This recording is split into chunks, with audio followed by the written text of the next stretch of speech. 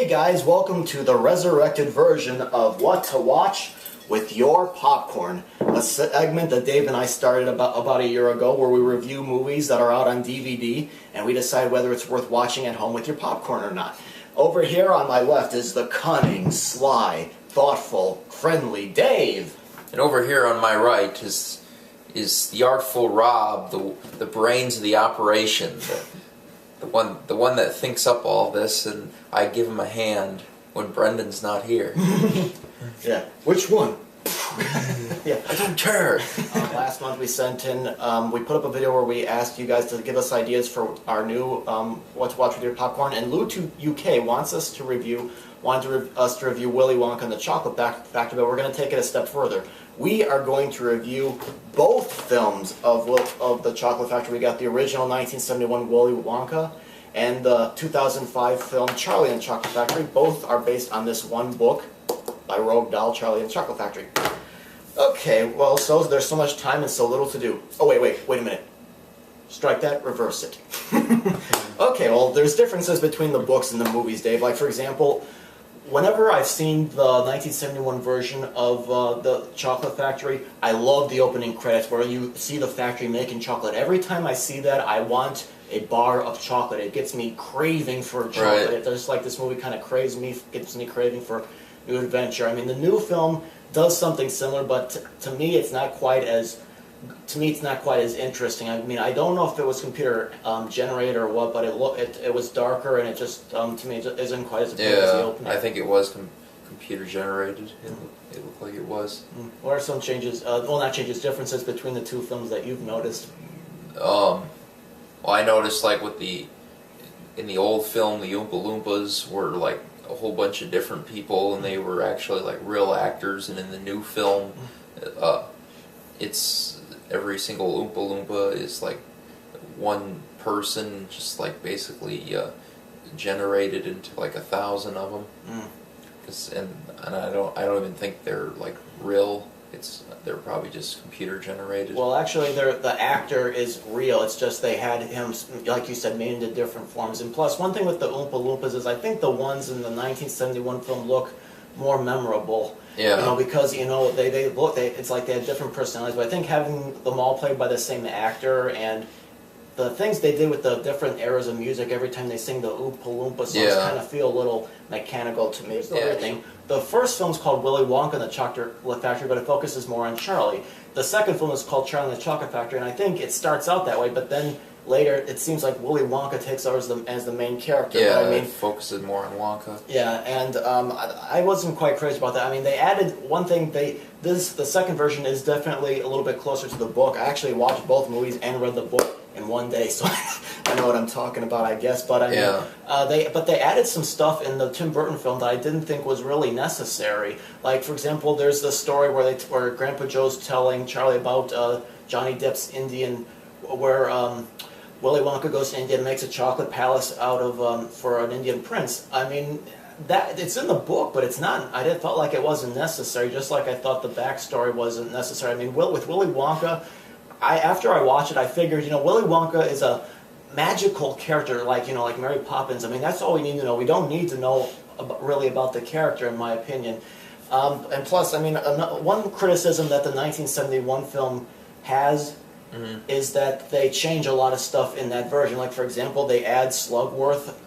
I think, in a way, it kind of makes the movie a little bit more tense. Like, during the scenes where he's talking to Charlie in the alley, I felt like it created some tension, and it gives them a goal. The kid's a goal. Slugworth wants the everlasting gobstoppers.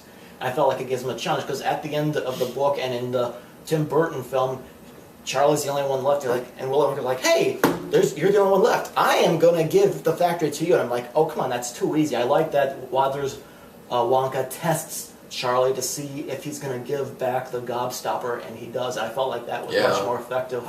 Let's talk about Gene Wilder and Johnny Depp. Now, they both play the part very differently, obviously. Yeah. What about that? Yeah, Wilder, he's just like spontaneous always, and he's got a different attitude towards his roles, and of course his acting abilities were a lot different. And then and then you got Depp, who's like mysterious and like a little more like what's this attitude and all that. Yeah.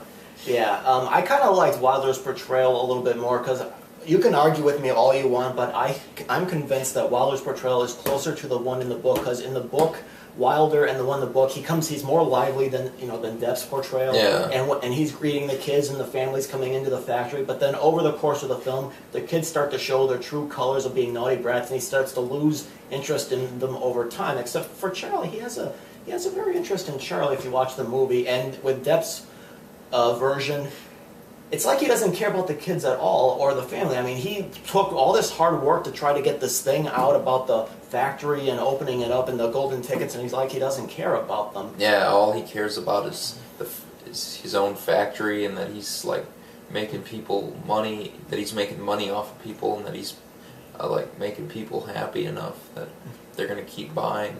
Yeah. He's basically just like trying to sell it and promote it. Whereas Wilder, he cared about the kids up to a certain point until they became idiots. Yeah, except for Charlie, but he saw the good in Charlie, and he saw that he wasn't like the others. Yeah, definitely. And a difference is also budget. The 1971 film was made on a very small budget, and if you watch the factory scenes, it does show. I mean, the chocolate room is, even though it looks like it doesn't have a big budget, it looks very effective. But I mean, except for the chocolate river, which was actually dirty water, the one in Tim Burton film obviously had a bigger budget. It looks just as nice, and it looks more effective, and the machines look real. And yeah, so I definitely, personally, in my opinion, I like both films, but I think I like the 71 film maybe just a tad. I think they did a much better job with the factory scenes, but I think the beginning of the movie with Charlie's gloomy, miserable life was done much better in the Tim Burton film. What about you? Yeah, I agree. I mean, the original film was like kind of ahead of its time with all the futuristic bits in it and everything, and like people weren't expecting to see a whole lot of that, and now with like the remake, I mean, that type of stuff is like in most movies anyway, with all that special effects and all that. Alright, well, let's move on to the kids now. The two actors playing Charlie, I like them both equally. But the thing is, they both really, I think what helped was they both weren't well-known child stars. At least Freddie Highmore at the time wasn't. I mean, Peter Ostrom and Freddie Highmore, what I liked was they felt like the real kids that we can relate to, and they didn't have to do over-the-top child star acting like you would see sometimes, because sometimes child actors can be annoying, like they try to be more than they are sometimes, but both were perfect, and I liked that they both felt genuine to me. They were easily relatable for me. Yeah, I agree. The one in the older film, he was like a little more excited and whatnot. I'd say the one in the newer film, yeah, I've seen him before in movies. Like he was in Finding Neverland. Finding Neverland, yeah. Yeah, I agree with you. I think the one in the second film is a little bit more restrained, but I agree with you. Ostrom as Charlie, he's really excited. And here's the thing I noticed with these two films.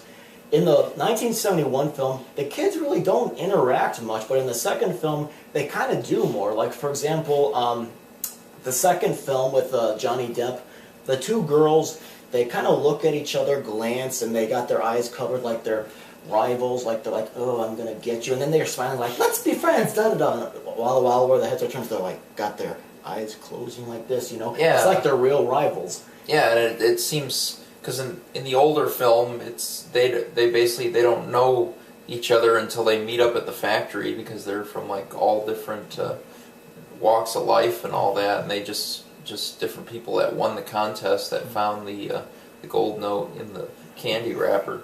But in the new film with Depp, it seems like they all knew each other ahead of time. With the new version, the grandparents get more to do. Like they criticize the kids who won the candy. In the first film, I don't think they really did. Yeah, they did. In the first film, they were like, they didn't really even care. They just cared that they wanted Charlie to win.